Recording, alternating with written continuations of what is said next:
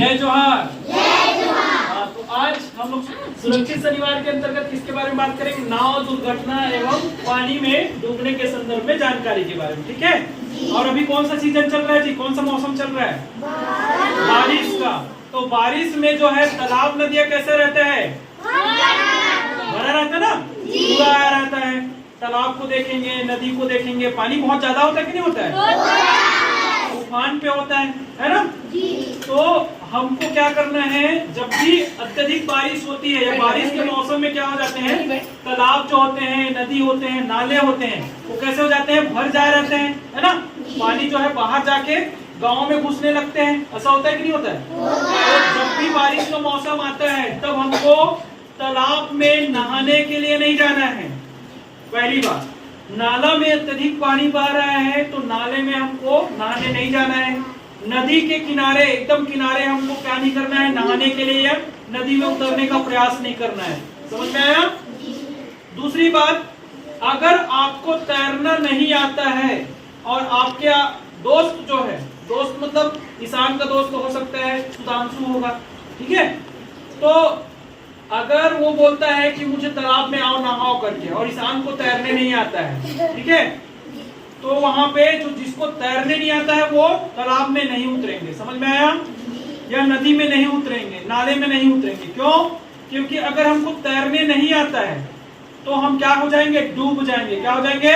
डूब जाएंगे। इसलिए तालाब में, नदी में जब भी अत्यधिक पानी होती है और हमको तैरने नहीं आता है और कोई हमको बोलते भी है कि हमको क्या करना है, नदी में उतर जाओ या तालाब में नहाओ। अक्सर आप लोग सुनते होंगे ना कि एक बच्चा जो है नदी में डूब कर मर गया, है ना, तालाब में डूब गया। बरसात के दिनों में बहुत सारे न्यूज आते रहते हैं कि नहीं आते रहते हैं, है ना? तो ऐसे जो न्यूज है क्यों आते हैं भाई? जब हम क्या करते हैं, तालाबों में चले जाते हैं, हमको तैरना नहीं आता है, हमारी मृत्यु हो जाती है, तब हमको पता चलता है। पता चलता है कि नहीं चलता है? ऐसी जो चीजें होती है ना हो करके हम आप लोग को जानकारी दे रहे हैं, है ना? क्यों? क्योंकि आप लोग को भी अगर तैरना नहीं आता है, आप लोग को भी अगर अत्यधिक पानी है और वहां पे आप जाके डूब जाते हैं तो क्या होगा? कौन बचाएंगे? तो सबसे पहली बात, अगर हमको तैरना नहीं आता है, ठीक है, अगर हम क्या पानी में चले जाते हैं और किसी तरीके से हम उस दोस्त को हम निकाल भी लेते हैं, ठीक है, क्या करते हैं? निकाल भी लेते हैं, ठीक है, तो सबसे पहले क्या करेंगे? अगर पानी में हमारा दोस्त चला गया, पानी में डूब भी गया और डूबने के बाद हम क्या कर लेंगे? उसको अगर निकल जाता है वो, ठीक है, तो निकालने के बाद पहली बात क्या करेंगे? हम उसको निकालेंगे और निकालने के बाद सबसे पहले यहाँ पे ये लेट गया है ना? तो सबसे पहले क्या करना है, मतलब ये अभी पानी में डूब गया था और पानी में डूबा है तो पानी से निकल गया, तो सबसे पहले क्या चेक करें? पानी में अगर हमारा कोई दोस्त डूब जाता है और बाहर निकाल लेते हैं उसको, तो सबसे पहले उसका नाक में हमको ऐसे नाक के पास में उंगली रख के हमको चेक करना है कि उनका श्वास चल रहा है कि नहीं चल रहा है। समझ में आया? समझ में आया ना? दूसरा, गले के पास इसके नब्ज होते हैं ना, नाड़ी, तो टक टक कर रहा है कि नहीं कर रहा है? देखो, कर रहा है, टक टक कर रहा है। तो हमको यहाँ पे गले में ऐसा उंगली रख के हमको टक टक चेक करना है कि इनका नाड़ी मतलब जो है, नब्ज जो है, चल रहा है कि नहीं चल रहा है। अगर कोई भी आदमी अगर मर जाता है तो उनका नाड़ी जो है चलना बंद हो जाता है ना, ठीक है, श्वास नहीं चलता है, ऐसे श्वास बंद हो जाता है, ठीक है। हाँ, अब इतना अगर नहीं चल रहा है, उसका नाड़ी नहीं चल रहा है, तो क्या करना है? देखो, सबसे पहले क्या करोगे? जो अपने दोस्त है जो तालाब में डूब गया था, उसके मुंह पे मुंह डाल के, मतलब इनका मुंह और मेरा मुंह, मैं अगर मेरा दोस्त है तो मैं 2 बार श्वास दूंगा उसको फुल, है ना? कैसे श्वास दोगे? ऐसे। और श्वास देने के बाद क्या करेंगे? इनकी छाती है ना, छाती है ना, तो छाती को कम से कम 30 बार दबाना है। कैसे? ऐसे 1 2 3 4 5 6, ऐसे कम से कम कितनी बार? 30 बार। अगर श्वास नहीं चल रही है तो हो सकता है कि उनका श्वास चलना शुरू हो जाए, चालू हो जाए, ठीक है।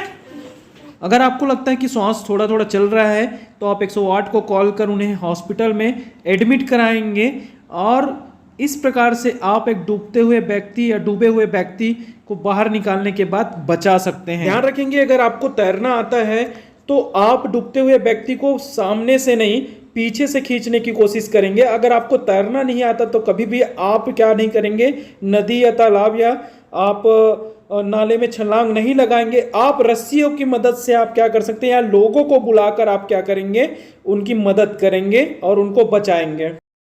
ठीक है। अब बारी आती है नाव दुर्घटना एवं पानी में डूबने के संदर्भ में जानकारी। तो नाव क्या होता है जानते हो ना? क्या होता है? डोंगा। क्या होता है? हाँ, डोंगा। हाँ, तो नाव में भी दुर्घटना होती है। कैसे? जब अत्यधिक पानी हो जाता है और अत्यधिक पानी में हम क्या करेंगे, अपनी नाव को चलाएंगे तो नाव एक साइड जाएगा ना, हो सकता है कि वो बह के भी चला जाए, है ना। दूसरा, ऐसे नाव में नहीं बैठना है जो क्षतिग्रस्त हो। क्षतिग्रस्त मतलब समझ रहे हैं ना? अगर नाव अगर है तो उसमें अगर पानी आ रहा है तो उसमें हमको नहीं बैठना है। ठीक है। दूसरा, उसका जो नाव का लकड़ी होता है ना, अगर टूटा फूटा वाला है तो उसमें भी नहीं बैठना है। और जिस नाव में अगर 10 लोग बैठते हैं, अगर 15 लोग बैठेंगे तो क्या होगा बताओ? डूबेगा ना। तो वैसे नाव में नहीं बैठना है। मतलब अगर 10 लोग को बैठने का है तो सिर्फ 10 ही लोग को हमको बैठना है उस नाव में। उससे ज्यादा अगर कोई बैठ रहे हैं तो वो नाव जो है दुर्घटनाग्रस्त हो सकता है, नहीं हो सकता है। तो ऐसे नाव में हम नहीं बैठेंगे। ठीक है। तो हमने सबसे पहला क्या देखे कि पानी में डूबने के संदर्भ में जानकारी देखे, है ना, क्योंकि नदी नाले उफान पे होते हैं। दूसरा, नाव में जो दुर्घटना होती है तो उससे हम बचने के लिए क्या क्या उपाय कर सकते हैं, इसके बारे में भी बात करें।